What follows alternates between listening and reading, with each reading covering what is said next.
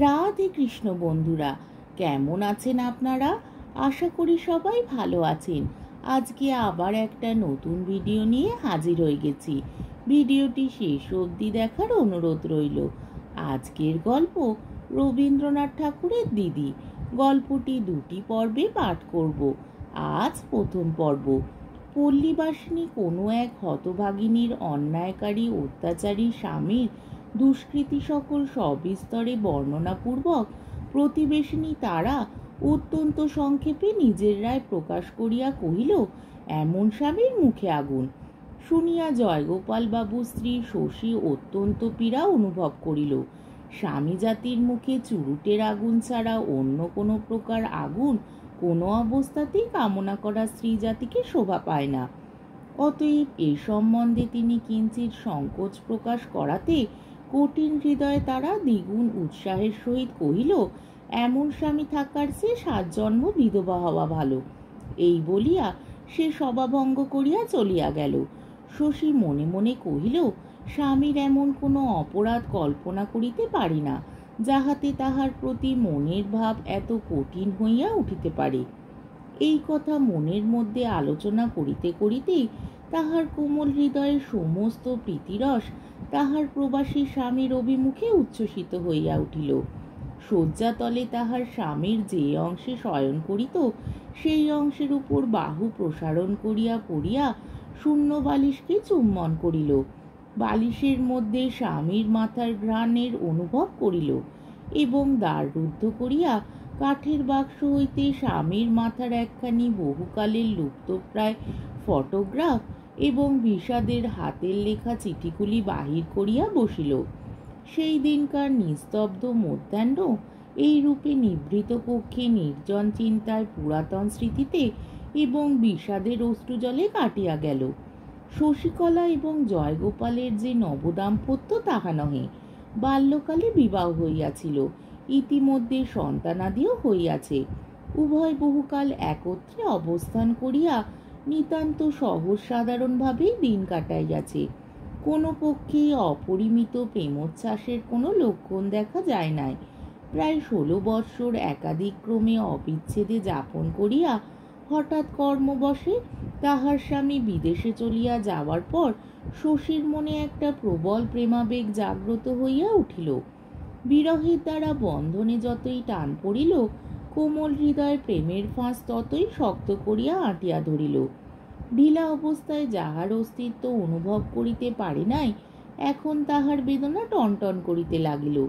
তাই আজ এতদিন পরে এত বয়সে ছেলের মা হইয়া শশী বসন্ত মধ্যাহ্নে নির্জন ঘরে বিরহ শয্যায় উন্মেষিত যৌবনা নববধূর সুস্বপ্ন দেখিতে লাগিল।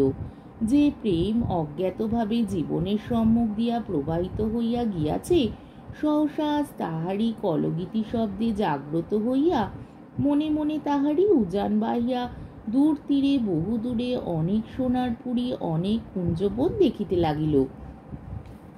কিন্তু সেই অতীত সুখ সম্ভাবনার মধ্যে এখন আর পদার্পণ করিবার স্থান নাই।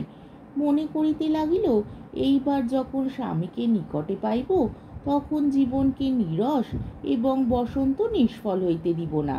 কতদিন কতবার তুচ্ছতর্কে সামান্য কলহে স্বামীর প্রতি সে উপদ্রব করিয়াছে। আজ অনুতপ্ত চিত্তে একান্ত মনে সংকল্প করিল, আর কখনোই সে অসহিষ্ণুতা প্রকাশ করিবে না, স্বামীর ইচ্ছায় বাধা দিবে না, স্বামীর আদেশ পালন করিবে। প্রীতিপূর্ণ নম্র হৃদয় স্বামীর ভালো মন্দ সমস্ত আচরণ সহ্য করিবে, কারণ স্বামী সর্বস্ব, স্বামী প্রিয়তম, স্বামী দেবতা। অনেক দিন পর্যন্ত শশীকলা তাহার পিতামাতার একমাত্র আদরের কন্যা ছিল। সেই জন্য জয়গোপাল যদিও সামান্য চাকরি করিত, তবু ভবিষ্যতের জন্য তাহার কিছুমাত্র ভাবনা ছিল না। পল্লীগ্রামে রাজভোগে থাকিবার পক্ষে তাহার শ্বশুরের যথেষ্ট সম্পত্তি ছিল। এমন সময় নিতান্ত অকালে প্রায় বৃদ্ধ বয়সে শশীকলার পিতা কালীপ্রসন্নের একটি পুত্র সন্তান জন্মিল। সত্য কথা বলিতে কি, পিতামাতার এইরূপ অনপেক্ষিত অসঙ্গত অন্যায় আচরণে শশী মনে মনে অত্যন্ত ক্ষুণ্ণ হইয়াছিল। জয়গোপালও সবিশেষ প্রীতি লাভ করে নাই।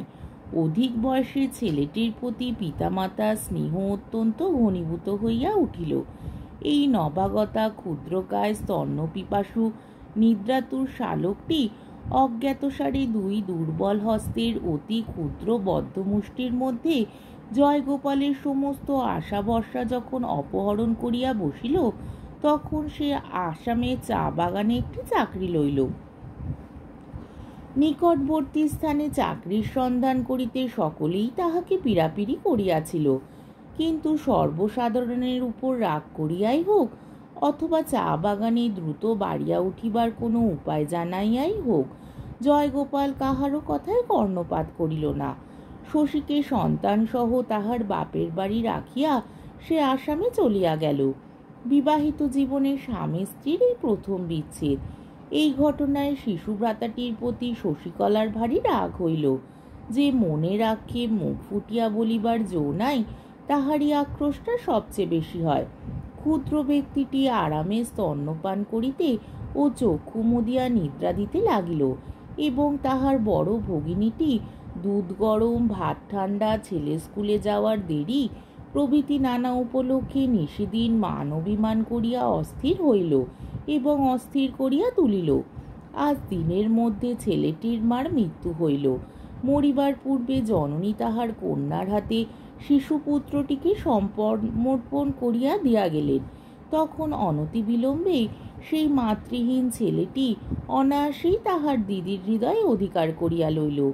হুহুঙ্কার শব্দপূর্বক সে যখন তাহার উপর ঝাঁপাইয়া পড়িয়া পরম আগ্রহের সহিত দন্তহীন ক্ষুদ্র মুখের মধ্যে তাহার চক্ষু নাসিকা সমস্তটা গ্রাস করিবার চেষ্টা করিত, ক্ষুদ্র মুষ্টি মধ্যে তাহার কেশগুচ্ছ লইয়া কিছুতেই দখল ছাড়িতে চাহিত না, সূর্যোদয় হইবার পূর্বেই জাগিয়া উঠিয়া গড়াইয়া তাহার গায়ের কাছে আসিয়া কোমল স্পর্শে তাহাকে পুলকিত করিয়া মহাকলরব আরম্ভ করিয়া দিত, যখন ক্রমে সে তাহার জিজি এবং জিজিমা বলিয়া ডাকিতে লাগিল এবং কাজকর্ম অবসরের সময় নিষিদ্ধ কার্য করিয়া নিষিদ্ধ খাদ্য খাইয়া নিষিদ্ধ স্থানে গমনপূর্বক তাহার প্রতি বিধিমতো উপদ্রব আরম্ভ করিয়া দিল, তখন শশী আর থাকিতে পারিল না।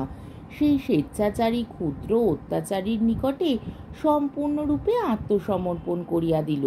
ছেলেটির মা ছিল না বলিয়া তাহার প্রতি তাহার আধিপত্য ঢের বেশি হইল। ছেলেটির নাম হইল নীলমণি। তাহার বয়স যখন 2 বৎসর, তখন তাহার পিতার কঠিন পীড়া হইল। অতি শীঘ্র চলিয়া আসিবার জন্য জয়গোপালের নিকট পত্র গেল।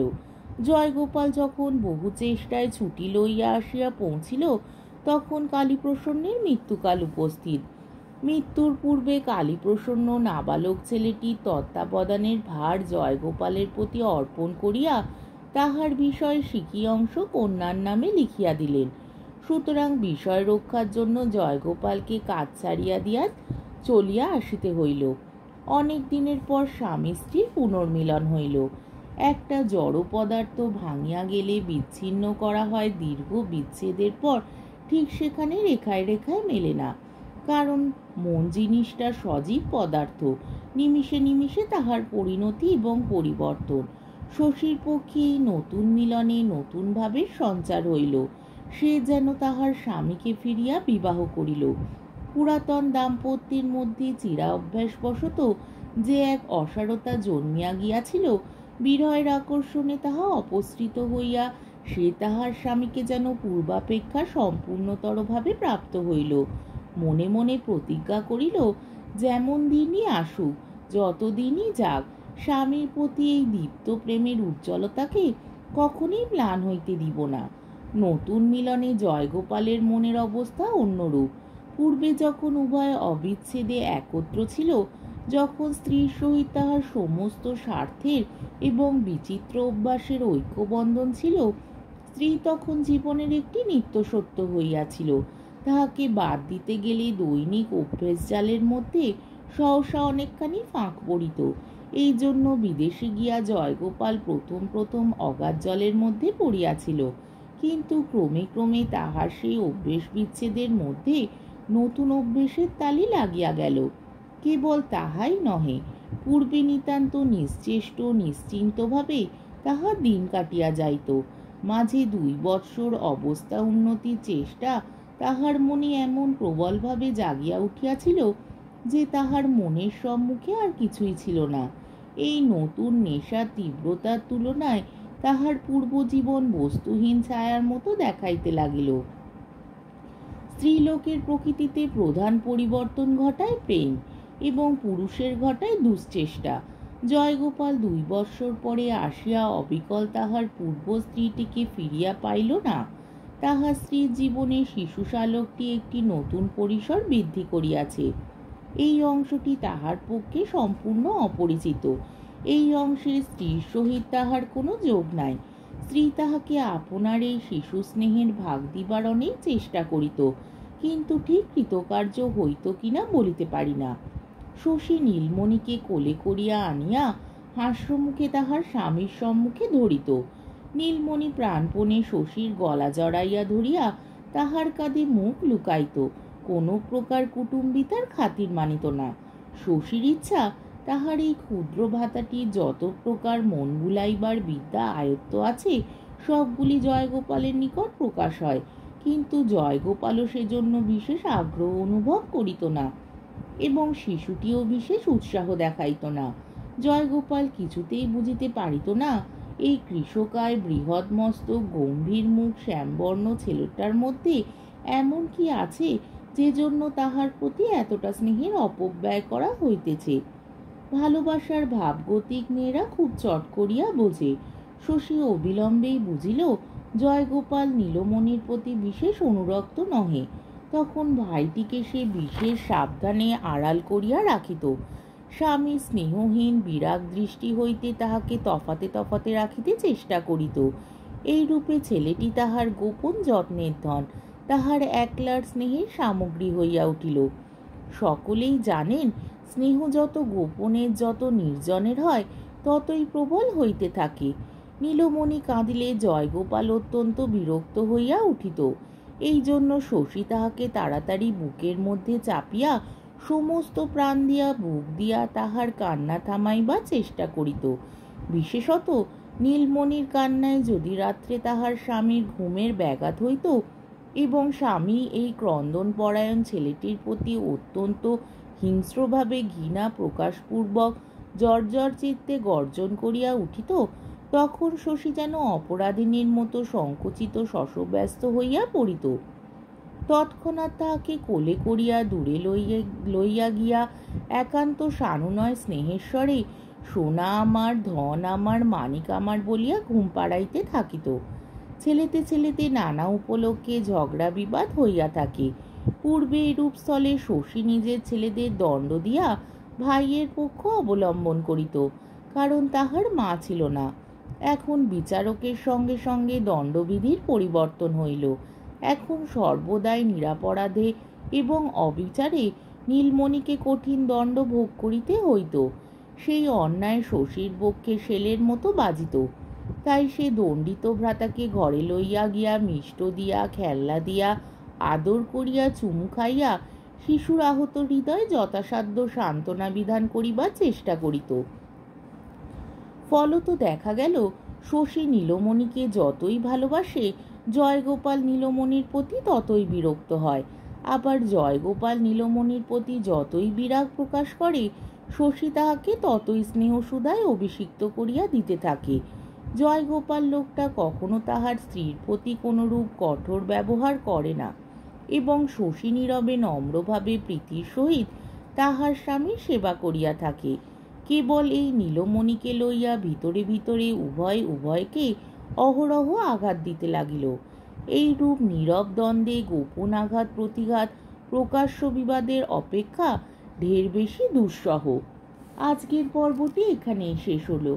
আমার ভিডিওটি যদি আপনাদের ভালো লেগে থাকে তাহলে আমাকে কমেন্টের মাধ্যমে আপনাদের মূল্যবান মতামত অবশ্যই জানাবেন এবং আমার ভিডিওটিকে লাইক ও শেয়ার করার ও আমার চ্যানেলটিকে সাবস্ক্রাইব করারও অনুরোধ রইল।